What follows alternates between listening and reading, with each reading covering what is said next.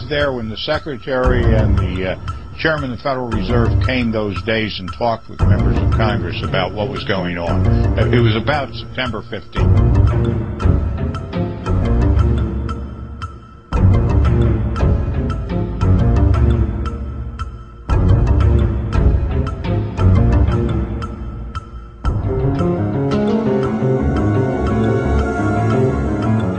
Here's the facts, and we don't even need to talk about these things. On Thursday at about 11 o'clock in the morning, the Federal Reserve noticed a tremendous drawdown of money market accounts in the United States to the tune of $550 billion was being drawn out in a matter of an hour or two. The Treasury opened up its window to help. They pumped $105 billion in the system and quickly realized that they could not stem the tide. We were having an electronic run on the banks. They decided to close the operation, close down the money accounts, and announce a guarantee of $250,000 per account so there wouldn't be further panic out there. That's what actually happened. If they had not done that, their estimation was that by 2 o'clock that afternoon, $5.5 trillion would have been drawn out of the money market system of the United States, would have collapsed the entire economy of the United States, and within 24 hours, the world economy. Now, we talked at that time about what would happen if that happened. It would have been the end of our economic system and our political system as we know it.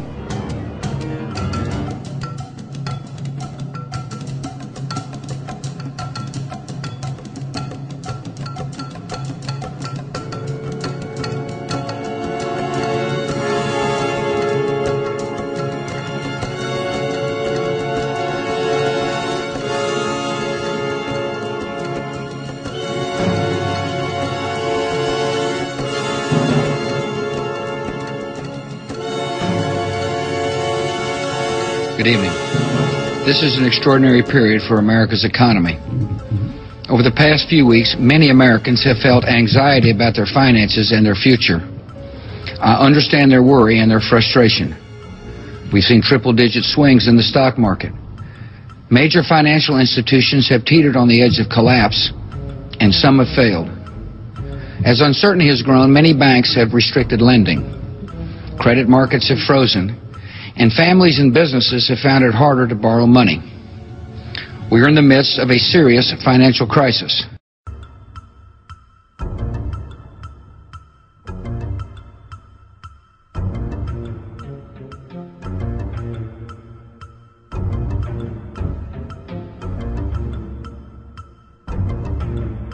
Point out that maybe we can find some concrete examples. The one when I was talking to one of my friends on Wall Street today, asking him to verify the money market run, and it was anonymously reported in some of the New York papers, and I think I had evidence of it in some of our conversations, whether it was with you or with other experts, that between 11 and 11:30 on Thursday last, the money markets in the United States were hit by a run that amounted to about $500 billion of $4 trillion in accounts.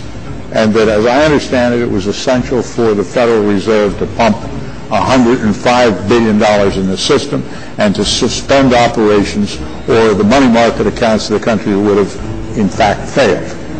One, you should tell us that.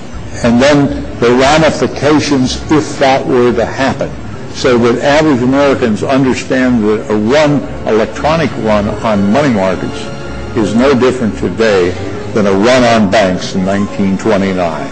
And the catastrophic results are very similar or the same. You have not said that. The president has not said that.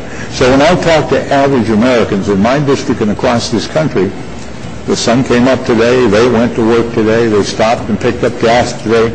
They wonder what all the hullabaloo was about. Now, Mr. Secretary, let me give you the opportunity to tell us this $700,000 figure that's needed to solve this problem. 700 billion, I'm sorry, right, billion, trillion, million. Why is it far less than alternative, and what is that alternative? Okay, well, First of all, I thank you for your comment, and I agree with your comment.